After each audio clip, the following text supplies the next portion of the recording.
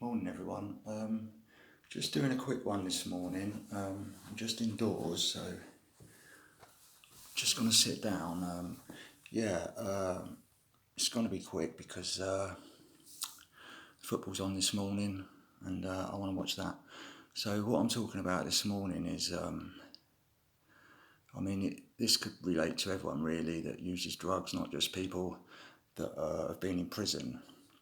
It's like when you get released from prison, your tolerance goes down, and people might not be using drugs in there, and then they come out the day of their release and use drugs and overdose and end up dead.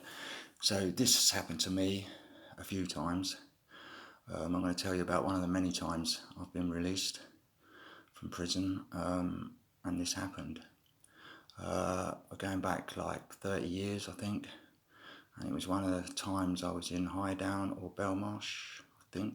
No, I think it was about 1992, 3, and I was released from Highdown. I was on a licence. It might have been parole back then, I can't remember, or it might just been ordinary licence. But I would have been waiting in my cell, watching all the court people go to court from like 6 in the morning.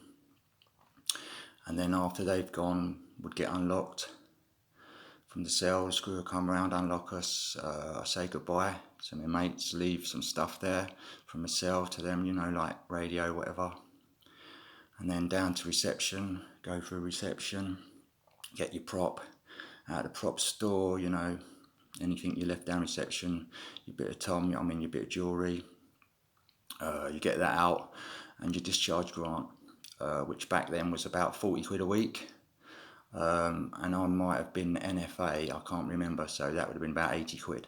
Enough to go and buy some brown and white, and kill yourself on, basically, which is what nearly happened to me that time. So basically, I've come out of Highdown, there was no one at the gate, so I've started walking down into Sutton.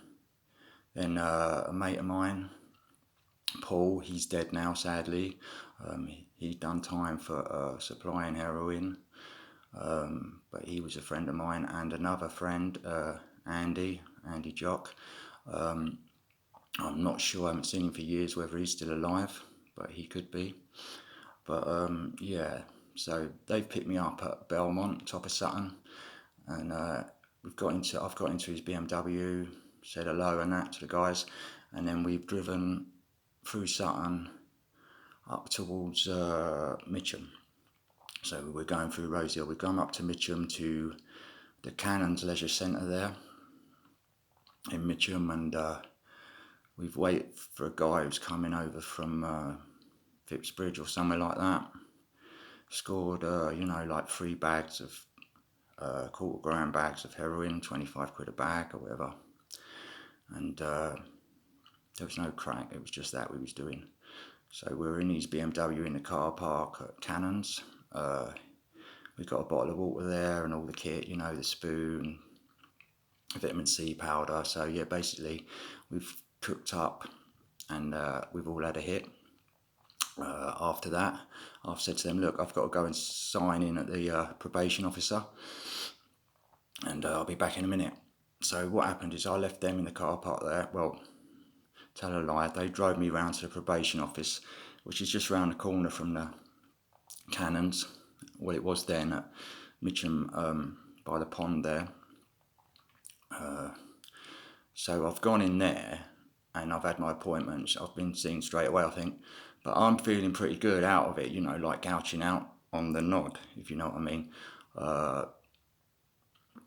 Because what you've got to remember is in there, although I did used to use heroin in the jail, it would nowhere near have been as much, or not even every day a lot of the time.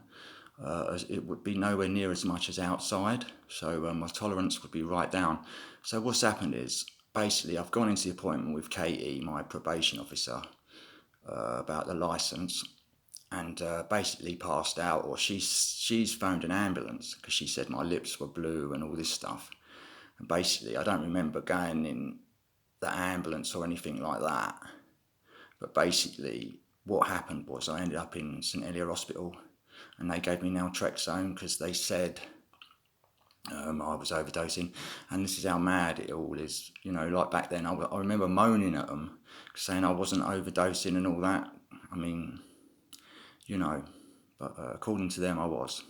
So basically, you know, phoned my mates back and told them what's happened. They laughed, and that's it really. Just a quick one about the dangers of not having a tolerance to drugs. And if you are going to take them, please, please, if you are going to take Class A drugs, don't inject, for God's sake. Anyway, that's all. I'm going to have a day watching the football. Have a good day, everyone, and thanks for watching. Bye.